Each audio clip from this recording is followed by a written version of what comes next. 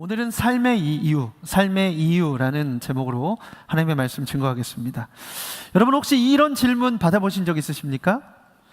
당신은 내일 아침 다시 일어나야 할 이유가 있으십니까? 내일 아침에 일어날 때 뭔가 기대하는 게 있는지, 뭔가 해야 할 일이 있는지 분명하게 그러한 일들이 있냐는 질문입니다. 하루하루 어떤 목적을 가지고 살아가느냐 하는 질문이에요.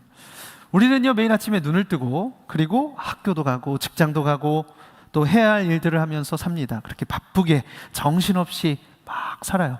근데 그렇게 살다 보면 정작 왜 살아가는가 이런 질문을 놓치고 살 때가 있습니다. 요즘 들어서 이제 제가 시간이 참 빠르구나 이런 생각을 해요. 벌써 7월입니다, 여러분. 그것도 중순이 지났어요. 어느새 7월의 중순이 확 지나가고 있습니다. 이러다가 눈 깜빡하면 한 해가 지나가고, 그리고 눈 깜빡하면 저는 50대가 될 것 같아요. 아직 많이 남았어요. 네, 그러니까 시간이 빠르다 이런 표현이에요. 네. 인도네시아 팀 축복합니다.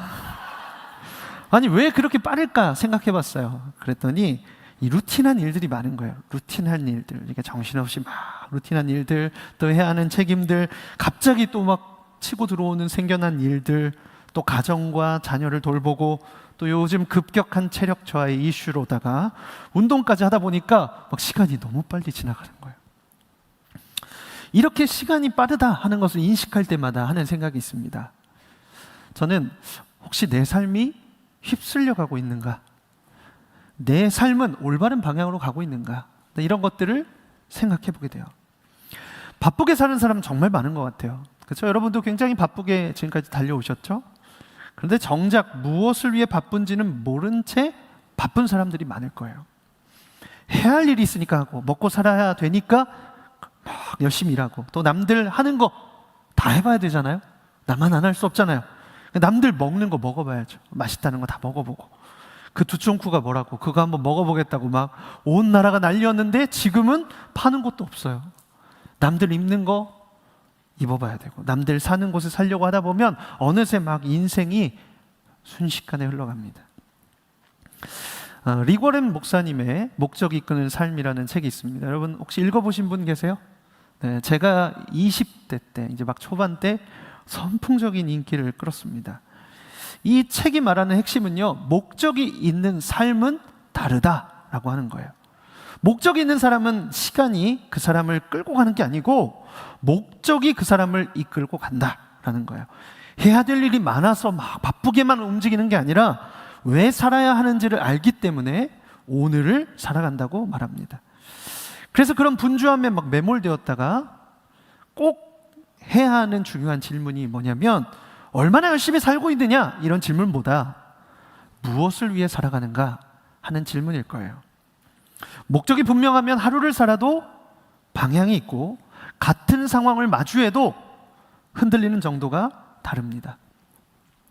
저희 아이들이 가장 좋아하는 곳이 서울랜드입니다. 저에게는 두려운 곳이에요. 들어가면 안 나와요. 근데 여러분, 서울랜드를 가기로 약속한 날부터 얘네들의 태도가 달라요. 수학 문제 막 척척 풀고, 피아노 막 탁탁 연습하고, 조금 딱 짜증내려고 하다가도 그럼 서울랜드 안 간다 그러면 갑자기 태도가 놀랍도록 새롭게 세팅이 돼요.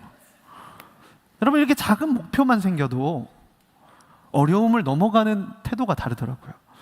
만약 우리 인생의 전체의 방향과 목적이 분명하다면 여러분, 그 사람이 살아가는 태도가 분명하게 다를 거예요.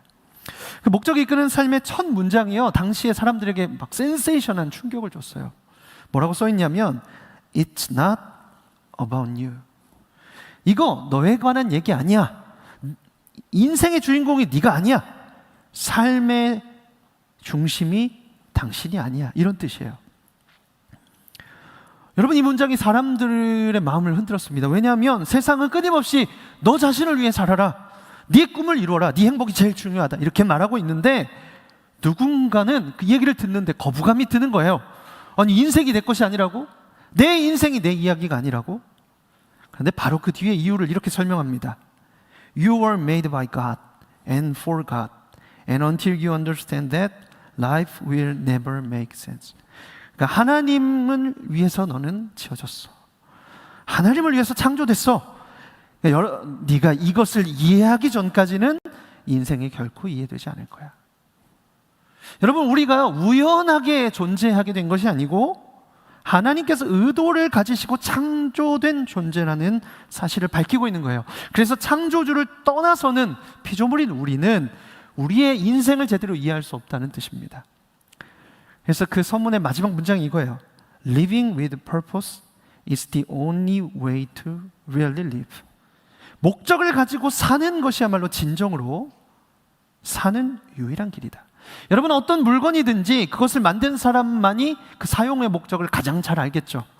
설명서 보지 않고 마음대로 사용하면 고장이 쉽게 나잖아요. 인간도, 그러니까 한국 사람들은 설명서를 잘 안 보지만 설명서를 봐야 하는 것들도 있어요. 인간도 자신을 지으신 하나님을 떠나서는요, 삶의 목적을 발견할 수가 없다는 거예요. 현대인은 나는 왜 사는가? 라고 하는 이 질문에 대한 답을 대개는 자기 자신의 삶에서, 자기 안에서 찾으려고 합니다. 그러니까 일에서 인정을 받을 때, 누군가에게 사랑을 받을 때, 원하는 성취를 이뤘을 때, 그때 비로소 나는 괜찮은 사람이야, 내 삶에는 의미가 있어, 이렇게 느낀다는 거예요. 근데 팀 켈러 목사님이 일과 영성이라는 책에서 이것을 정체성의 문제라고 딱 짚어요. 여러분, 나중에 꼭 한번 읽어보세요. 일과 영성이라는 책이에요. 우리는 무언가를 통해서 자신의 존재의 이유를 확인을 받으려고 하는데, 문제는 그 대상이 일이든 관계든 성취든 이런 것들은 존재적인 이유를 대답해 주거나 아니면 인생의 목적을 짊어질 힘이 없다는 거예요. 여러분, 이것만 딱 있을 때는 어떤 문제가 생기냐면, 시험에서 떨어지거나 사회와 직장에서 실패를 경험하고 관계가 막 깨져나가고 균열이 일어나고 나이가 들어서 예전만큼 내가 어떤 것들을 하지 못하는 순간이 오면, 마주하면 자기의 존재가 막 흔들리는 거예요. 외부의 상황에 자기의 존재가 흔들리기 시작하는 거예요. 그래서 팀 켈러 목사님의 표현을 빌리자면 이런 것들은 본질적으로 과부하 상태가 되어서 언젠가 무너져 버린다고 합니다. 여러분, 내가 왜 존재하는지 모른다면 아무리 많은 것을 가져도 만족할 수가 없어요. 열심히 살지만 어디로 가는지 모르는 사람과 같이 막 달리기만 하게 되는 거예요. 여러분, 삶의 목적은 단순히 생존하기 위한 것만이 아닙니다. 물론 우리 이 젊은 시절에는, 때에는 이 생존이 참 중요해요. 나이가 더 들면 책임질 게 많으니까 생존이라는 이 단어는 너무 피부로 다가와요. 그러나 인생은요, 생존만을 위한 것이 아니에요. 단기적인 목표만 계속 이루며 살아가는 것이 아닙니다. 무엇을 위해 살아가는지 알면서 사는 것이 인생이에요. 목적이 분명하면 그 하루하루가 연결되고 고난도 의미를 갖게 되고 삶의 방향도 흔들리지 않게 되는 것입니다. 그러니까 여러분, 그 목적이 그 인생을, 사람을 이끌어가요. 오늘 우리가 읽은 이 시편의 저자는요, 삶의 이유와 목적을 아주 분명하게 가진 사람이에요. 책에서 얻은 지식으로 삶의 목적을 발견한 게 아니고 고난과 아주 고통스러운 자리에서 비로소 그 답을 얻게 돼요.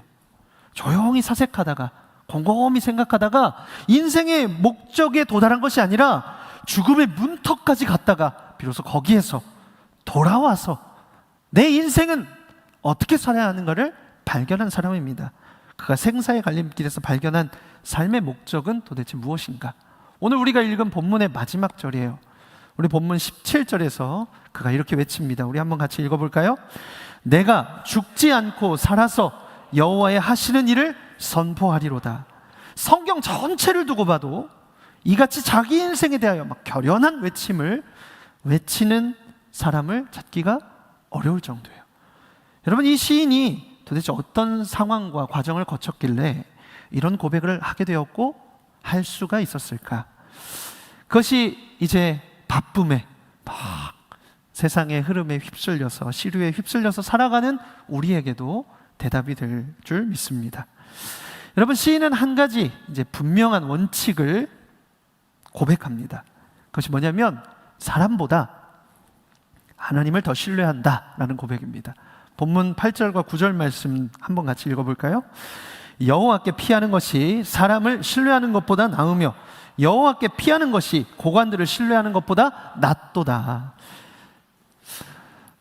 그러니까 하나님 의지하겠대요. 사람 의지하지 않고 하나님 의지하겠다. 그런데 여러분, 사람 의지하지 않고 살 수 있습니까? 가족 의지하고 친구 의지하고 능력 있는 사람 의지하고 도움을 줄 수 있는 사람을 찾아가기 마련이잖아요. 그렇죠? 그것이 잘못됐다, 그것이 불신앙이다 이렇게 말하는 거 아니에요.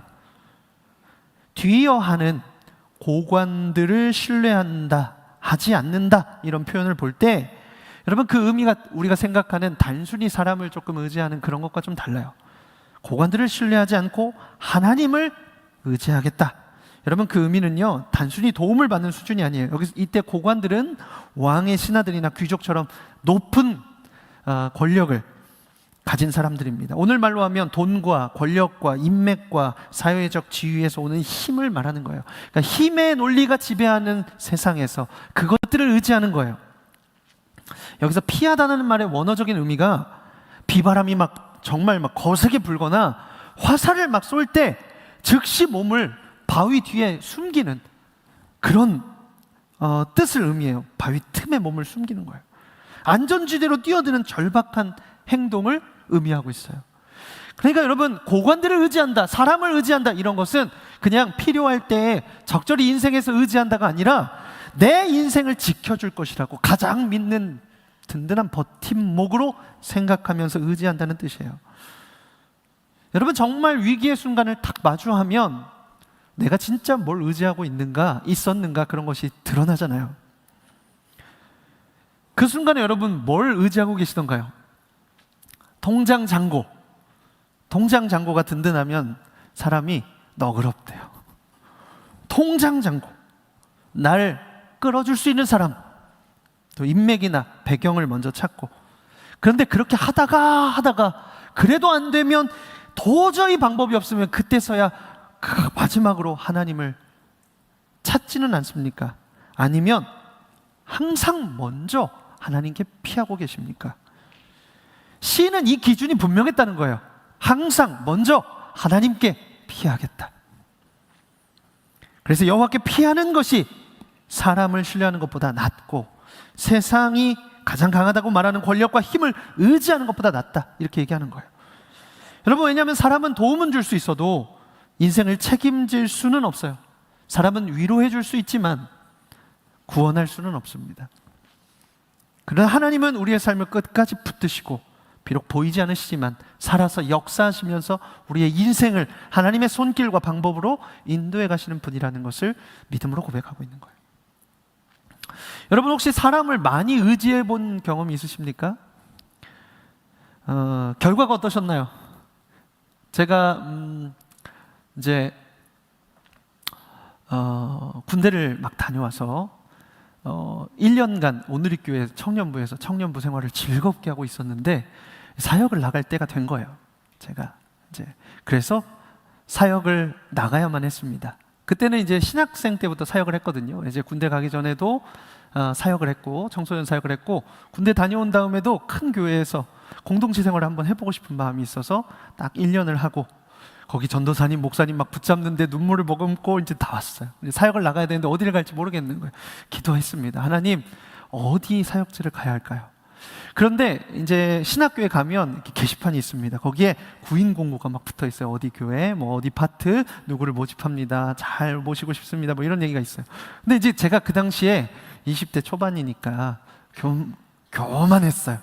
그래서 나는 기도하고 가겠다, 보고 가지 않겠다, 거리든 뭐든 상관없으니까 주님 저에게 말씀해 주시면 주님 제가 거기로 가고 싶습니다. 그때는 뭐 하나님의 음성을 듣는다든지 아니면 뭐 말씀해 주신다든지 막 그 기도한다든지 그런 걸 잘 모를 때인데도 불구하고 그냥 그런 마음이 있었어요. 기도하기 시작했습니다. 기도한 지 몇 주가 지났는데 선배에게 연락이 왔어요. 성광아, 너 혹시 사역지 찾냐? 네, 찾아요. 야, 우리 교회에서 청소년부 전도사님을 구하는데 혹시 사역 같이 해볼래? 근데 제가 기도하고 있던 자리가 청소년 사역이었어요. 주님, 저는 어린이하고는 안 맞아요. 못해요. 무서워요.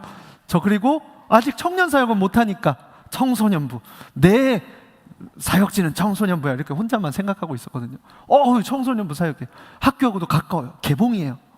좋습니다. 이력서 보내봐. 이력서를 처음 써가지고 막 서툴게 써서 보냈어요. 연락이 없어요. 한 3주 정도 지났습니다. 연락이 왔어요. 야, 너무 미안한데, 벌써 느낌이 이상하죠? 너무 미안한데 우리 내부적으로 청소년부 담당 사역자분이 가시기로 했어. 그래서 빈자리가 있는데 유년부 사역 혹시 한번 해보지 않을래? 이력서는 냈고 안 할래요, 이렇게 말하기가 어려운 거예요. 왜 말 못했을까요? 말을 못했어요. 네 하고 끊었어요. 그리고 또 연락이 없어요. 한 2주 동안 연락이 없다가 연락이 왔습니다. 정말 미안한데 그만두시기로 한 전도사님이 계속 하시기로 해서 너무 미안하다. 졸지에 영고백 일가임이 됐습니다. 어떻게 하지? 기도하기 시작했어요. 하나님, 그래도 길을 열어주세요. 하나님, 저를 인도하심을 제가 신뢰합니다. 그리고 한 2, 3주 정도 지나가는데 제 마음이 많이 좀 이렇게 널뛰더라고요. 가서 그냥 가볼까?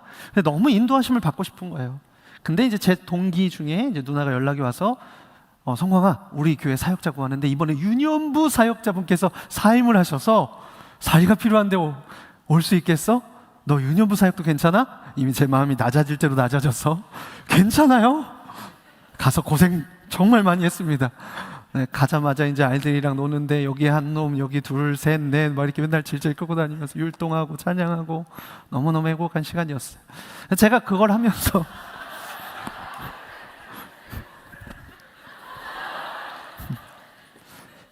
그때 여름 성경학교 주제도 기억나요. 제가 그걸 하면서 뭘 느꼈냐면 하나님께서는 사람을 통해 일하시는 것이 맞다. 맞아요. 그러나 사람을 의지할 게 아니고 그 너머에 계시는 하나님의 일하심을 볼 수 있어야겠다. 근데 제가 이제 잘 몰랐지만 그런 생각을 가지고 있었습니다. 여러분, 이러한 기준과 생각을 가지는 것은 굉장히 중요해요. 왜냐하면 우리의 인생은 때로 우리가 컨트롤할 수 없던 환경이 오고요, 우리 눈에는 사람이 더 크게 보이고요, 그리고 우리가 원치 않지만 파도와 같은 고난도 때때로 찾아오거든요. 그런데 여러분, 시인은요, 이 기준이 있었어요. 나는 하나님께 피하겠다. 여러분, 이 기준을 가진 사람이 이 신뢰를 통해서 자신에게 다가온 고난을 통과해요. 본문 10절과 12절 말씀 한번 같이 보겠습니다. 시작. 문 나라가 나를 애워쌌으니 내가 여호와의 이름으로 그들을 끊으리로다. 그들이 나를 애워쌌으니 내가 여호와의 이름으로 그들을 끊으리로다. 그들이 벌들처럼 나를 애워쌌으나 가시덤불에 불같이 다 없어졌나니 내가 여호와의 이름으로 그들을 끊으리로다. 지금 시인이 대적들에게 막 둘러싸여 있어요. 나를 애워쌌다, 나를 애워쌌다, 나를 벌처럼 애워쌌다. 지금 대적이 자신을 위협하는 강도가 막 점점 커지고 있어요. 여러분, 우리가 살면서 모든 사람이 나를 다 좋아할 수 없다는 사실을 알고 계시죠? 슬프지만 그래요. 여기도 저 안 좋아하시는 분, 할렐루야. 모든 사람이 나를 다 좋아할 수는 없어요. 그냥 싫어하기도 하고 어떤 일 때문에 어렵기도 하고 그렇습니다. 그런데 여러분, 그런 정도는 괜찮은데, 그런데 그 정도가 너무 강하면 사람이요, 위축이 돼요. 저 위축돼요. 너무 미워하지 마시고. 위축됩니다. 근데 사람들의 말들이, 표정들이 막 벌떼처럼 막 사납게 강렬하게 다가오면 그러면 마음이 막 흔들려요. 그리고 그런 상황들이 막 여기도 있고 저기도 있고 여기도 있고 막 겹치잖아요. 그러면 삶 자체가 흔들려요. 여러분, 그런데 시인이 그렇게 막 대적들이 막 둘러싸고 벌들처럼 자기를 막 둘러싸고, 여러분, 그 국회 쪽에서 영등포 시장 쪽으로 가다 보면 이렇게 딱 다리를 지나가면 이렇게 약간 세모꼴로 지어진 건물이 있습니다. 안상규 벌꿀이라고 여러분 아세요? 거기 얼굴만 이렇게 돼 있고 나머지 다 벌들이 붙어 있는 벌의 대가, 꿀의 대가, 양봉의 대가, 그거 자체가 브랜딩이에요. 근데 저는 아무것도 모르고 옛날에 그렇게 다니다가 이번 주에 아내랑 같이 월요일 날에 코스트코를 가다가 그걸 보는데 제가 말씀을 생각하다가 봐서 그런지 너무 공포스러운 거예요. 나한테 그런 일이 일어났다고? 막 벌이 막 나를 에워싸듯이. 야, 이건 진짜 이게 실감나는 표현이죠. 그가 얼마나 지금 지금 막 두려운 상황 가운데 있는가? 그런데 여러분, 그렇게 맹렬하게 다가오는 상황 가운데서 시인이 뭐라고 해요? 내가 여호와의 이름으로 그들을 끊으리로다. 이거 대단한 믿음의 고백이에요. 그에게 있어서 하나님을 향한 신뢰는요, 당장 눈앞에 보이는 사람들의 반응과 위협보다 큰 거예요. 그걸 끊어낼 수 있는 힘인 거예요. 그래서 그가 13절과 14절에 이렇게 고백합니다. 같이 한번 읽겠습니다. 너는 나를 밀쳐 넘어뜨리려 하였으나 여호와께서는 나를 도우셨도다. 여호와는 나의 능력과 찬송이시요 또 나의 구원이 되셨도다. 아멘. 여러분, 제 중학교 때 이제 저희 학교의 지정 운동이 유도였습니다. 저 유도한 남자예요. 여러분, 유도하면 어떤지 아세요? 아파요. 이게 이렇게 그냥 일단 계속 넘어져야 돼요. 계속 넘어져서 안 아프게 넘어지기 위해서 계속 아파야 돼요. 계속 아픕니다. 그리고 이제 이렇게 다리를 걸어서 확 넘어뜨리면 아파요. 이렇게 한 바퀴를 탁 돌아서 탁 떨어지면 가뜩이나 중학생 때 삶의 의욕이 없는데 더 떨어져요. 근데 여러분, 유도할 때 딱 잡고 당기면서 발을 딱 걸고 작정하고 넘어뜨리면 다 넘어져요. 아무리 힘을 줘도 확 당기면서 넘어뜨리잖아요? 넘어집니다. 장사 없어요. 여러분, 시인을 막 밀어서 넘어뜨리려고 하잖아요. 대적들이 그렇게 한다고 했잖아요. 그러니까 여러분, 그가 처한 상황이 생각보다 좋지 않은 것 같아요. 오늘 시편 118편이 후대에는 이스라엘의 공동체가 대적의 위협에서 벗어난 역사적인 사건을 기념하는 찬양으로도 불렀고, 또 고난 속에서 구원을 경험한 개인의 고백을 성전문 앞에서 드리는 노래로도 불렀습니다. 그러니까 여러분, 어쨌든 대적이 어려운 상황 가운데 건짐을 받아서 찬양하는 거예요. 그러니까 시인은 단순히 넘어질 정도의 위협이 아니라 생명의 위협을 느낄 정도의 위기에서 지금 건짐을 받아서 노래하고 있는 겁니다. 그래서 14절에서 시인이 이렇게 고백했어요. 여호와는 나의 능력과 찬송이시요 나의 구원이 되셨도다. 여러분, 이 표현이 출애굽기 15장에 나와요. 15장에 모세와 이스라엘 백성이 그 홍해를, 그 막막한 홍해, 앞에는 홍해, 뒤에는 애굽 군대, 그런데 하나님께서 불기둥으로 애굽 군대를 막아세우시고 밤새 동풍을 부르셔서 그 홍해를 바람으로 가르시고 마른 땅과 같이 건너게 하셨습니다. 그 땅을 건너고 애굽 군대는 수장돼요. 다 죽어요. 그것을 보고서 사람들이 노래한 장면이 출애굽기 15장이에요. 장엄한 구원의 노래예요. 그런데 여러분, 그 구원의 노래의 한 구절이요, 방금 우리가 읽었던 그 고백입니다. 여호와는 나의 능력과 찬송이시요 나의 구원이 되셨도다. 그러니까 시인은 지금 자신이 겪고 있는 이 사건을요, 이스라엘이 애굽 군대 앞에서 바다가 갈라져서 겨우 그러나 놀랍도록 구원받았던 그날의 감격처럼 그것과 같은 급으로 보고 있는 거예요. 그런 절제정명의 위기의 순간을 지나가게 한 힘이요, 자기의 힘이 아니었어요. 사람의 힘도 아니었어요. 여호와께서 나를 도우셨다 고백합니다. 우리 15절과 16절 말씀도 같이 읽겠습니다. 의인들의 장막에는 기쁜 소리, 구원의 소리가 있으며 여호와의 오른손이 권능을 베푸시며 여호와의 오른손이 높이 들렸으며 여호와의 오른손이 권능을 베푸시는도다. 여러분, 여기서도 오른손이 3번이나 나와요. 아까 애워쌌다, 애워쌌다, 애워쌌다 3번 나왔죠. 오른손, 오른손, 여호와의 오른손 3번 나옵니다. 여러분, 그렇게 위협이 점점 커지는 상황에서 시인은요, 여호와의 오른손이, 여호와의 오른손이, 여호와의 오른손이 더 강하게 여호와의 오른손과 구원을 선포하고 있습니다. 두려움에 밀려왔던 그 자리에서 그 건지심을 찬양하고 있어요.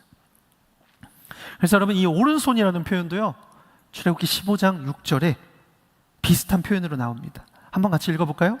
여호와 주여 주의 오른손이 권능으로 영광을 나타내시나이다. 여호와여 주의 오른손이 원수를 부수시나이다.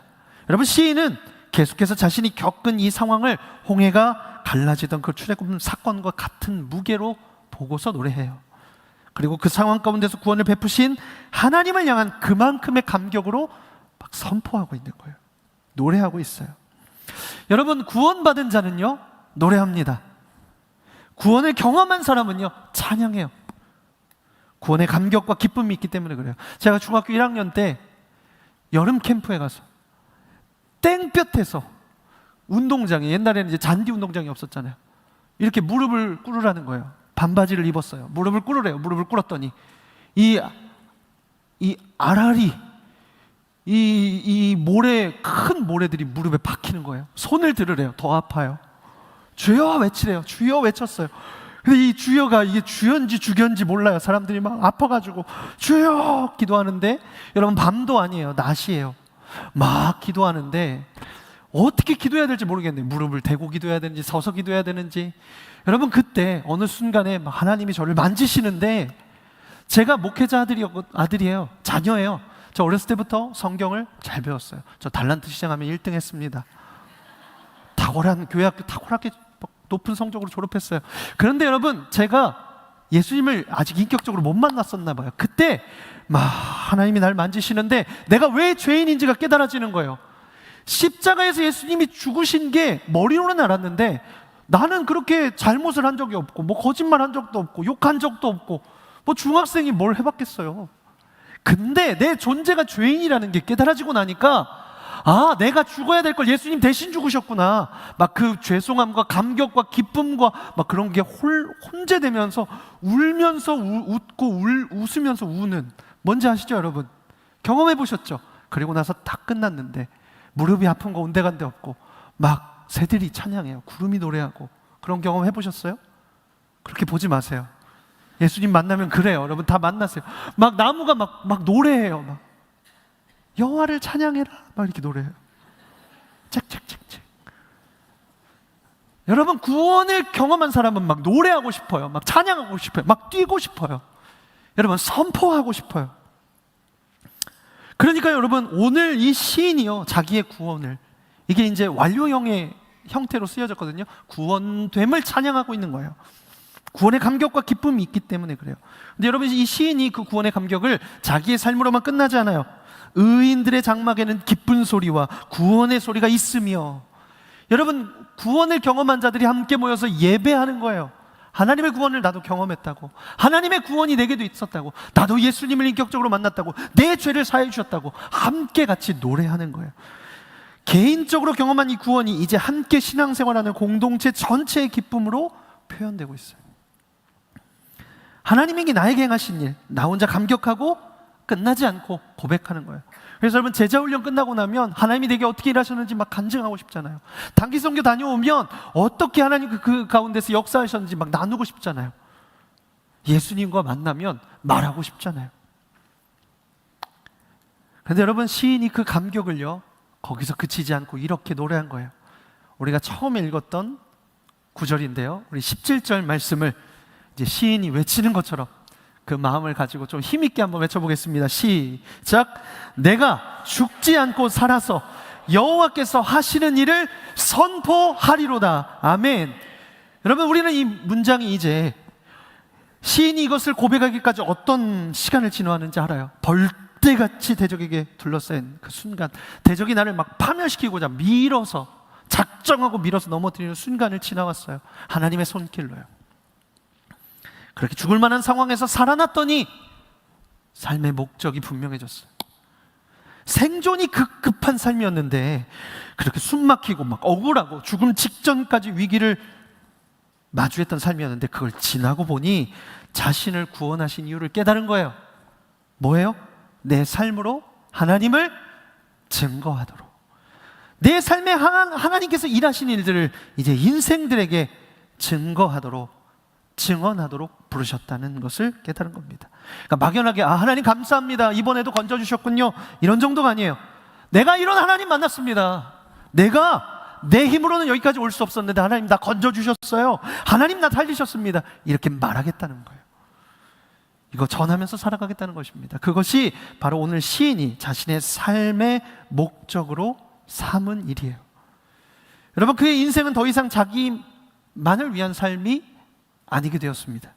살아있는 동안 하나님의 은혜 기억하고 하나님의 신실하심을 증언하고 하나님께서 행하신 일을 다음 세대와 사람들에게 전하는 것, 그것이 그의 남은 생애의 이유가 되었어요. 여러분 이 선포는요 입술로만 하는 선포가 아니에요. 우리가 종종 이제 간증을 듣잖아요. 유튜브에도 보면 정말 이렇게 은혜가 되는 간증들이 있어요. 특별히 이제 새롭게 하소서 이런 거 보면 와, 얼마나 하나님께서 저 사람의 삶 가운데, 인생 가운데 일하셨는가를 막 고백하면서 저도 같이 보게 되는 일들이 있습니다. 그런데 여러분, 그래서 우리는 간증을 말이라고 생각하기 쉬워요. 그런데 물론 말도 중요하죠. 그렇지만 사람들은 말만 듣지 않고요, 그 이후의 삶을 봅니다. 고난을 만났을 때 그렇게 말했던 그 사람이 어떻게 반응하는지, 실패를 겪었을 때 무엇을 붙드는지, 성공했을 때 누구에게 영광을 돌리는지를 보면서 우리가 믿고 증언하는 하나님이 어떤 분이신가, 어떤 사랑으로 역사하시는가를 우리의 삶으로 읽어가는 거예요. 여러분, 그래서 가장 힘이 있는 선포는 삶으로 하는 선포입니다. 하루 이틀의 열정이 아니고 오랜 시간 하나님 신뢰하면서 살아가는 삶. 기쁠 때도 슬플 때도 힘이 들 때도 이해되지 않는 순간에도 하나님을 붙드는 삶. 여러분, 그런 시간이 쌓일 때 사람들은 비로소 우리의 입술이 아니라 우리의 인생을 통해서 하나님을 보게 됩니다.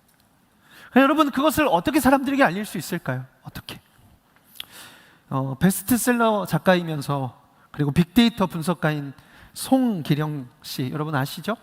그분이 이런 얘기를 했습니다. 사람마다 각자 가진 고유성이 있다. 그런데 그거 자기 입으로 자기가 뭐 잘한다, 뭐 탁월하다 이렇게 말한다고 사람들이 쉽게 인정하지 않는데요.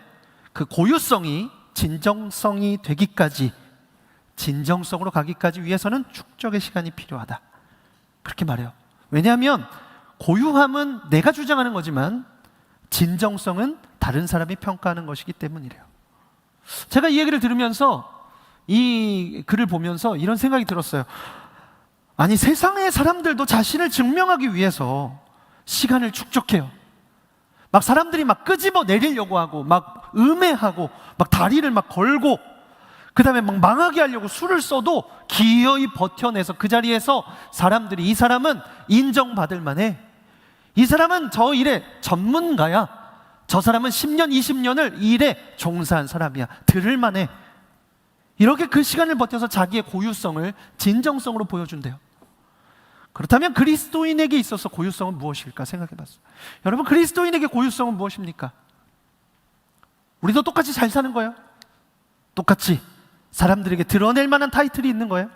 아닙니다. 그리스도인의 삶의 고유성은 삶의 이유와 존재 목적에서 드러나요. 사도 바울이 빌립보서에서 그것을 이렇게 고백했습니다. 우리 한번 같이 읽어보면 좋겠습니다. 빌립보서 1장 20절에서 21절의 말씀을 같이 읽겠습니다. 나의 간절한 기대와 소망을 따라 아무 일에든지 부끄러워하지 아니하고 지금도 전과 같이 온전히 담대하여 살든지 죽든지 내 몸에서 그리스도가 존귀하게 되게 하려 하나니 이는 내게 사는 것이 그리스도니 죽는 것도 유익함이라. 여러분, 그의 존재의 이유는, 그의 삶의 목적은 그리스도다, 이렇게 말합니다. 여러분, 고린도후서에서도 사도 바울께서 이렇게 말했습니다. 고린도후서 4장 10절 말씀 같이 읽겠습니다. 우리가 항상 예수의 죽음을 몸에 짊어짐은 예수의 생명이 또한 우리 몸에 나타나게 하려 함이라. 예수의 생명이 우리의 몸에 나타나게 하는 것. 여러분, 사도 바울에게 있어서 삶의 이유와 목적은 말로 증언하는 증언을 넘어서서 그의 존재 방식 자체가 그리스도를 드러내는 것이었어요. 여러분, 우리도 마찬가지예요. 우리도 예수 그리스도로 인하여 구속함을 받아서 그의 소유가 되었어요. 그래서 우리는 그리스도인이 되었습니다. 하나님의 자녀이자 백성이 되었습니다. 그리스도인의 삶의 이유와 목적은요, 그래서 자신에게만 머무르지 않아요. 우리를 창조하신 분의 목적대로, 우리를 구원하시고 자기의 소유 삼으신 분의 부르심대로 살아가는 삶이 그리스도인의 삶이에요. 예수 그리스도의 구원을 경험하고 삶 속에서 그분의 도우심을 경험하고 그의 살아계심과 복음의 생명을 전하는 삶, 그것이 그리스도인의 삶의 이유와 목적입니다. 근데 문제가 있어요. 그게 치열해요. 그게 쉽지가 않아요. 어려워요. 복음을 드러내거나 느낌만 주어도 반대하는 사람들이 막 벌떼처럼 일어나요. 소외당해요.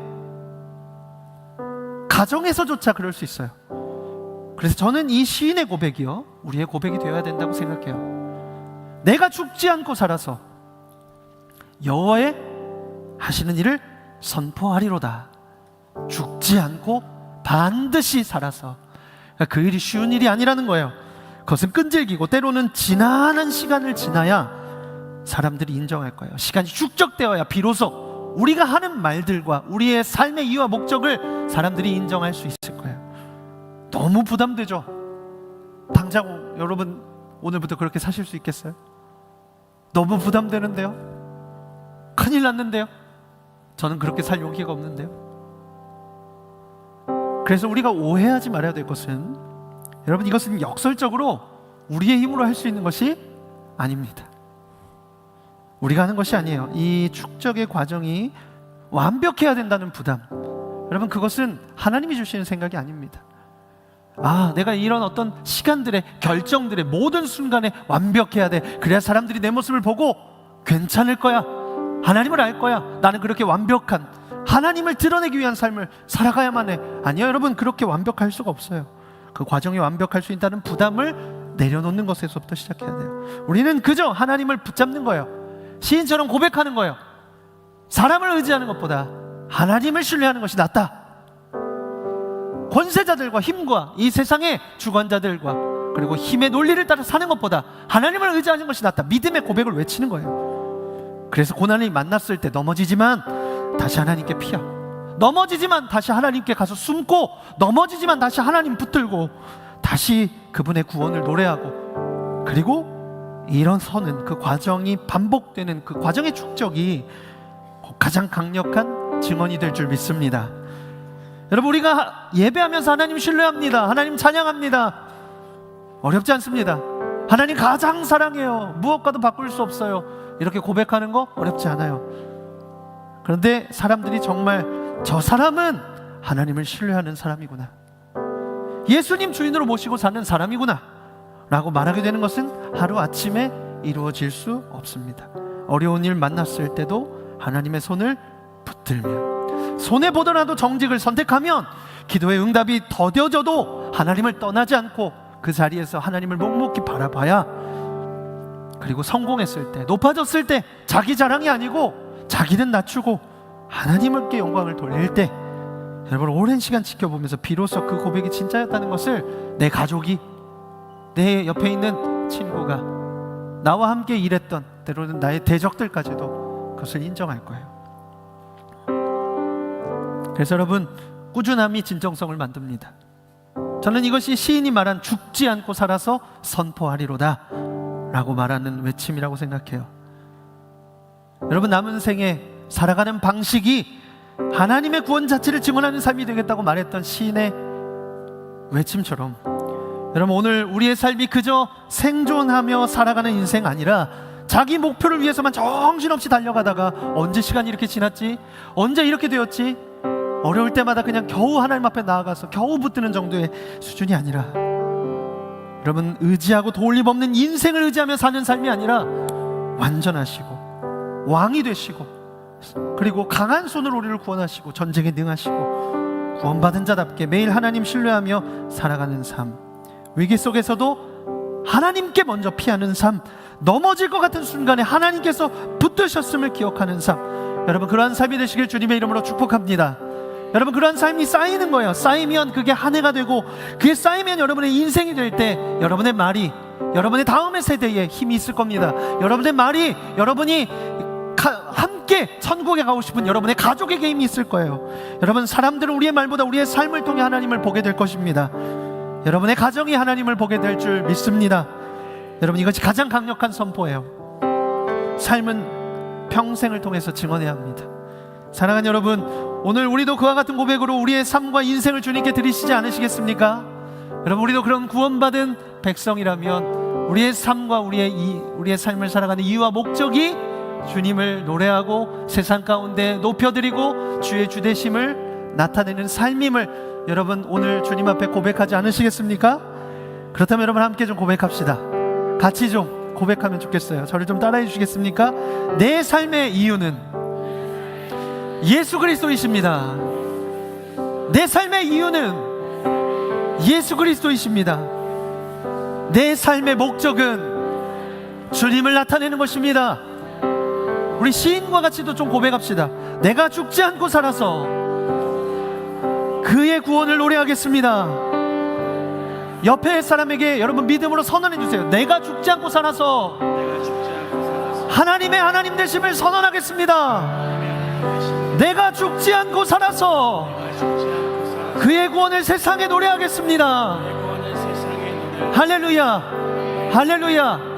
그렇게 일하실 줄 믿습니다. 여러분, 그렇게 하나님 앞에 그와 같은 믿음으로 삶을 들이시며 나아가실 분들은 좀 자리에서 일어나서 믿음으로 찬양하며 나아갑시다. 우리의 고백을 주님이 기뻐 받으십니다. 우리의 연약함을 아시고 우리를 붙드셔서 우리의 삶을 그렇게 인도하실 줄 믿습니다. 우리 함께 고백합시다.